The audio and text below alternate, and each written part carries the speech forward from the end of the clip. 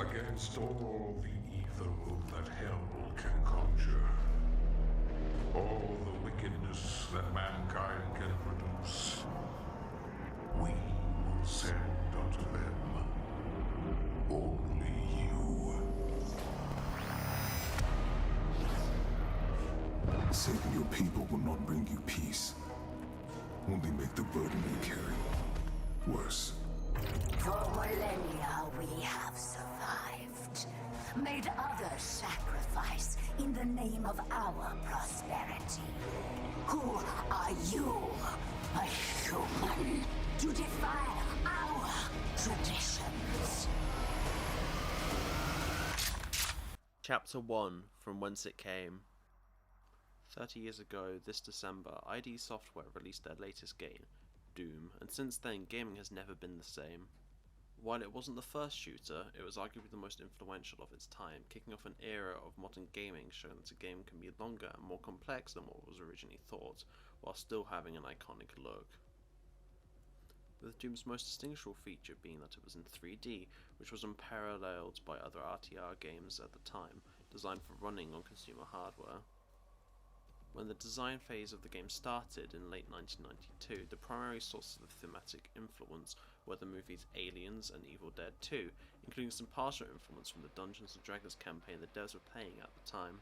And although the primary objective of the game was simple, the players just had to locate the exit to move on to the next area, conveniently labelled by an obvious red exit sign. But where the addictive gameplay came from was the journey the players took to get there, avoiding monster pits, pools of radioactive waste, crushing ceilings, and locked door puzzles. However, the best parts of the challenge in Doom were its monsters and how the players were to rip and tear their way through to victory. There are a total of 10 different enemies, ranging from possessed humans to the infamous Baron of Hell, for the players to slaughter with all manner of weapons, spanning from chainsaws to shotguns to plasma guns to the all-killing BFG 9000, the most notorious weapon of the Doom series. So it was clear before launch that this game had potential, but no one could have guessed how influential, how popular the game would have become. A developer at ID Software stated, "We fully expect to be the #1 cause of decrease in productivity in business." You could say they were, selling more than 3 million physical copies and a further 1.5 million copies via shareware, a then version of what we would call an online store by 1999. With almost 10 times that of the free copies of the first chapter being installed. With an estimate of 15 to 20 million people playing the game in just the first 2 years, it was so popular at one point more people had Doom on their PCs than Windows. These numbers, though very little compared to today's markets, were massive for an era where this form of entertainment wasn't popular with the media and parents alike. The fact that people still play the early Dooms till this day shows testament to how popular the original games and the following games are, with the first game being the most modded game ever. With some of its fan base finding many strange places to play Doom, from smart fridges to modded ultrasound machines to scientific calculators, to the fans there is no place they can't play Doom. Along with its players coming out with some unique mod ideas, one of my personal favourites being Revenant Bus mod, created by the YouTuber Marfitimus Blackamus for Doom 2. The premise of the player, or the bus slayer, driving a bus on a 400-mile journey to Purgatory with the bus going at a constant 66 miles an hour. Simple, right? Well, it's not quite that easy, as the player must take the journey 3 times. Oh, and did I mention that a Revenant spawns every 7 seconds on the back of the bus? Oh, and you don't have any weapons. So punching the Revenant to death is your only choice. The devs had never expected the level of creativity the Doom franchise would spark in its player base. Although the Doom franchise couldn't keep producing what was essentially the same game every time, so in 2004 ID Software developed a game that strayed away from the traditional gameplay loop of the main line. Chapter 2, Not So Fast and Furious. Doom 3, a game like Marmite, you either love it or you hate it, but what made it so different? The devs for this iteration of Doom decided to focus on the horror element, making it more like a survival horror, like the game Half-Life, which released 2 years before development started in 1998, changing the normally fast-paced run-and-gun feel of its predecessors with a slower, more methodical form of gameplay.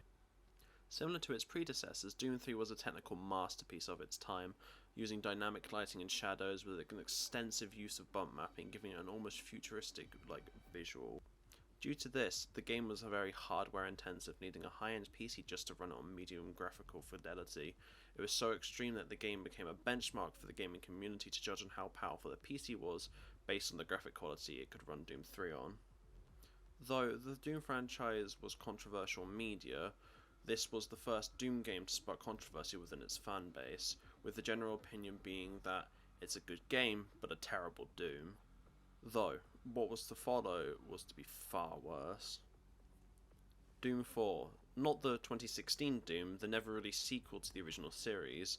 The game was set to be based on an all-out war against Hell, but when the trailers dropped, there was a huge backlash on the content they showed, as it looked like a Call of Duty game with a Doom skin over it. So, ID scrapped it and started work on Doom 2016. Chapter 3. Eternity Has an End. It had been 12 years since the launch of Doom 3, the game in question, being Doom, dubbed Doom 2016 or Doom 4 by its fanbase and critics.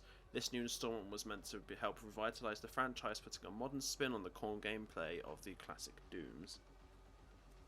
The response to the game was overwhelmingly more positive than Doom 3, with it also inspiring a new way of cosplayers, as the collector's edition came with a wearable Doomslayer helmet, along with graphics of high enough fidelity to really be able to capture the rest of the Praetor suit.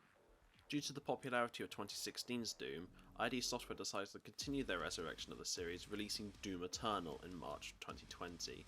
Although ironically, after the release of its two-part DLC, The Ancient Gods, ID Software decided to draw the curtain on the Doom series, rounding off its story in Part 2, going against what the name suggests, or perhaps what the title really meant was that the series would live on eternally in the hearts of its fans. Like 2016's installment, Eternal was positively received within the community, with new graphics, new game modes, new movement techniques, and improved gore system, allowing the players to literally rip and tear apart their foes. The game, although with its new additions, wasn't without fan service for its older fanbase, as classic enemies make their return in full HD.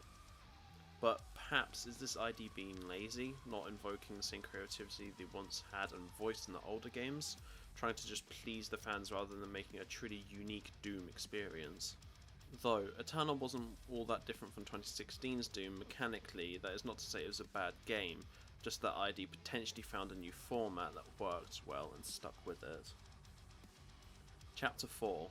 Damnation. The series wasn't always received with overwhelming positivity, which is inevitable for a series of blood, violence and gore, for this franchise often received quite a beating from the media, especially in the past. A good example of this is when 1993 Doom was made part of the reasoning both the public and especially the media used to help rationalise the reason of why two students would do what they did. To give a bit of context, in 1999 around springtime, the media's view was drastically reinforced when a national tragedy befell America, the Columbine Massacre. On the 20th of April, at a high school in Colorado, two troubled teenage students went on a shooting spree at the high school they attended, killing 12 students and a teacher, whilst also injuring more than 20 others. After which, they then turned the guns on themselves, committing suicide. This is considered the fourth worst school shooting in American history. When police investigated their homes of the perpetrators, along with the other evidence, they found that the boys played Doom. This, along with similar incidents, triggered a wide range of debates of violence in media affecting the behaviour of young people, particularly the effects recent video games like Doom were having on their audiences. Even the media in other countries were spreading what was basically propaganda about the risk of video games, with The Guardian, an English newspaper, reporting that Doom was a video game licensed by the US military to train soldiers to kill. This put parents off massively, thinking that the game would turn their children violent and unstable, which forced many young gamers to play Doom only when their parents weren't around. Though this demonization of video games has died out almost completely, it did take a while. As another more recent outcry was with GTA 5, a game released by Rockstar in 2013, where the game supposedly encouraged the players to kill each other in online multiplayer and encourage criminal activity. Which again, like Doom, the media spewed propaganda about this over the news, articles warning parents not to let their children near such a deplorable game. But did this media outcry stop people from playing? No, not at all, as even today people still play Doom, with them being re-released on later consoles for a newer generation of gamers to experience. And if you've not played any of the Doom games, there is no better time, as of this December, the first Doom will be celebrating its 30th anniversary, with its fans celebrating 3 decades of Doom. If you haven't played Doom, Rip and tear until it is done.